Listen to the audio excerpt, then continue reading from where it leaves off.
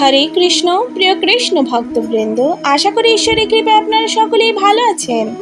আজ আমি আপনাদের মাঝে উপস্থিত হয়েছি আরও নতুন কিছু তথ্য আপনাদের শ্রবণ করানোর উদ্দেশ্যে।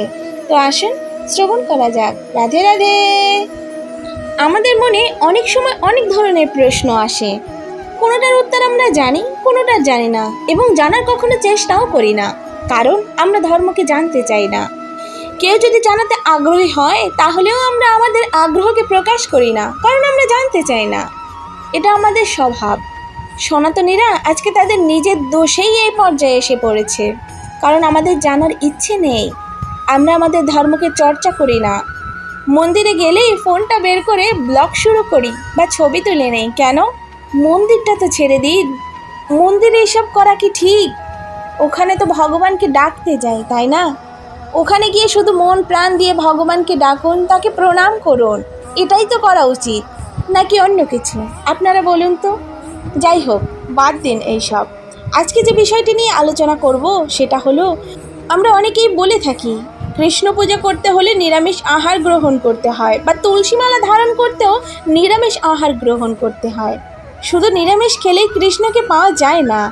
তাহলে তো গরু ছাগলেরাও কৃষ্ণকে পেয়ে যেত। তারা কি পেয়েছে? শুধু তীর্থ স্নান করলেই কৃষ্ণকে পাওয়া যায় না, তাহলে জলজ প্রাণীরা কৃষ্ণকে পেয়ে যেত। অর্থাৎ গঙ্গা জলে যে সমস্ত জলজ প্রাণীরা বসবাস করে তারা তো কৃষ্ণকে পেয়েই যেত, তাই নয় কি? শুধু ফলমূল খেলেই কৃষ্ণকে পাওয়া যায় না, তাহলে বানররা তো কৃষ্ণকে কত আগেই পেয়ে যেত। শুধু নারী সঙ্গ ত্যাগ করলেই কৃষ্ণকে পাওয়া যায় না, তাহলে তৃতীয় লিঙ্গের যারা আছে তারা কৃষ্ণকে পেয়ে যেত। শুধু দুধ খেলেই কৃষ্ণকে পাওয়া যায় না, তাহলে বাছুররাও কৃষ্ণকে পেয়ে যেত। শুধু উপবাস থাকলেই কৃষ্ণকে পাওয়া যায় না, সেটা হলে গরিবেরা যারা না খেয়ে থাকে তাহলে তারা কৃষ্ণকে পেয়েই যেত।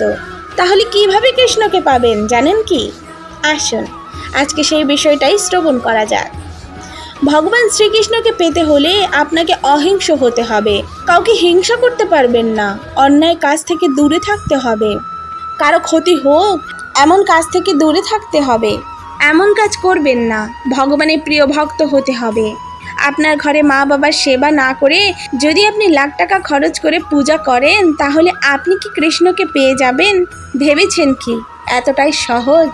ভক্তি বিনা কৃষ্ণ কবু নহে প্রেমোদয়, প্রেম বিনা কৃষ্ণ প্রাপ্তি অন্য হইতে নয়। অর্থাৎ উপরের নিয়মগুলো সব পালন করলেন, কিন্তু ভিতরে ভক্তি নেই, তাহলে কৃষ্ণ প্রেম উদয় হবে না। মনে ভক্তি নিয়ে আসুন, দেখবেন কৃষ্ণ প্রেম উদয় হবে। রাধে রাধে। এই ভিডিওটি আপনাদের কেমন লাগলো অবশ্যই কমেন্ট করে জানাবেন, এবং এরকম আরও নিত্য নতুন বিষয় জানার উদ্দেশ্যে আমাদের এই চ্যানেলটিকে সাবস্ক্রাইব করে আমাদের পাশে থাকবেন।